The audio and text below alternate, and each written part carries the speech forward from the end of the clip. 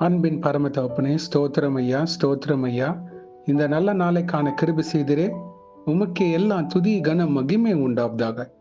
சேனைகளின் கர்த்தர் பரிசுத்தர், பரிசுத்தர், பரிசுத்தர். ஒரு நல்ல மெய்ப்பனாக இருந்து எங்களை ஆளுகை செய்கிற தேவாதி தேவனே இயேசுவே, உமக்கே எல்லாம் துதி கனம் மகிமை உண்டாவதாக. எங்களை ஒவ்வொரு நாளும் பாதுகாத்து வழிநடத்துகிறவரே ஸ்தோத்திரம் ஐயா. இந்த வசனத்தை வைத்து நாங்கள் ஜெபிக்கிறப்போ எங்களை ஒவ்வொருத்தரையும் ஆளுகை செய்யுமாறு தாழ்த்தி கேட்கிறோம். James 1st chapter 20th verse. Human anger does not produce the righteousness God desires. யாக்கோபு 1ஆம் அதிகாரம் 20ஆம் வசனம். மனுஷருடைய கோபம் தேவனுடைய நீதியை நடப்பிக்க மாட்டாது. ஆமென். Thank you Jesus. இந்த வசனத்தை கொடுத்ததுக்காக ஸ்தோத்திரம் ஐயா. இதை கேட்டுக்கொண்டிருக்கிற ஒவ்வொருத்தரையும் நீங்க தொடுமாறு தாழ்த்தி கேட்கிறோம் இயேசுவே. யார் யார் எதிர்பாராத கோபங்கள், இந்த சுவாபமுடைய அநேக பேர் மனமாற கிருபை செய்யுங்க ஐயா. ஏன்னா நாங்கள் இந்த உலகத்துல வாழ்றப்போ நாங்கள் எதிர்பாராத சூழ்நிலைகளை எங்களை நேரிடும் அப்பா. அப்பொழுது நாங்க பொறுமையோடு இருக்க கிருபை செய்யுங்க. இந்த மாம்சத்தின் கிரியையான இந்த கோபம் எங்க விட்டு நீங்க கிருபை செய்யுங்க.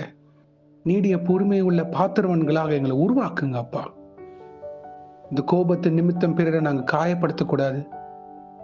கோபத்தின் நிமித்தம் நாங்க அவதூறான வார்த்தைகள், தேவையில்லாத காரியங்கள் செய்யாதபடி எங்களை பாதுகாத்து வழிநடத்துங்க இயேசுவே. மாம்சம் பலவீனம், ஆனா ஆவி உற்சாகமா இருக்கு தகப்பனே. பரிசுத்த ஆவியானவர் எங்களை ஆளுகை செய்வீராக. எங்க சிந்தனை ஆளுகை செய்யுங்க.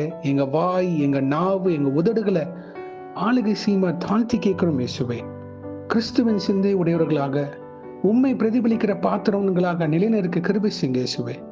எங்க குடும்பத்திலேயோ இல்ல நண்பர்கள் வட்டாரத்துல நாங்க யார் மேலேயாவது கோபமாக இருந்தால் மன்னிப்பு கேட்க கிருபை செய்யுங்க.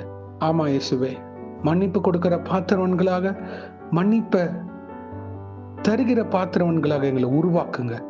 சமாதானத்தை ஒவ்வொருத்தர் மேலும் வைக்குமாறு தாழ்த்தி கேட்கிறோம். தெய்வீக சமாதானம் இயேசுவே.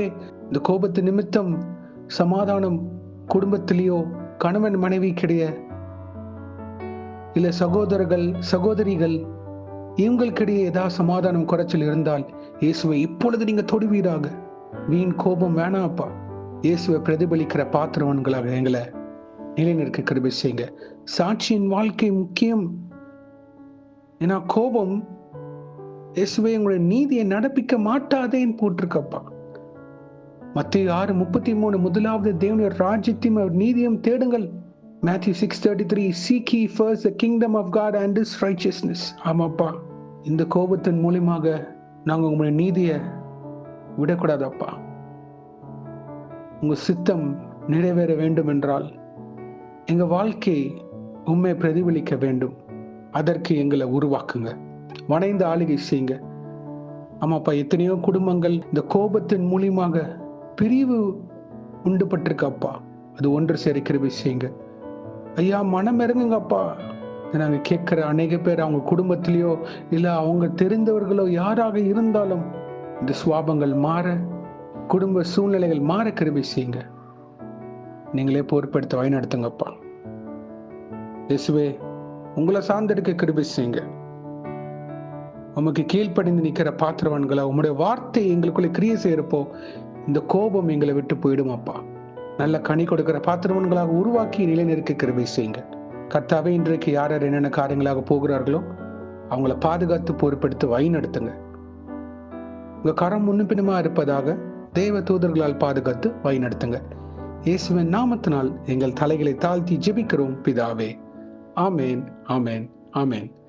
God bless you, my brothers and sisters. கர்த்தர் உங்களை ஆசீர்வதிப்பாராக. ஆமேன்.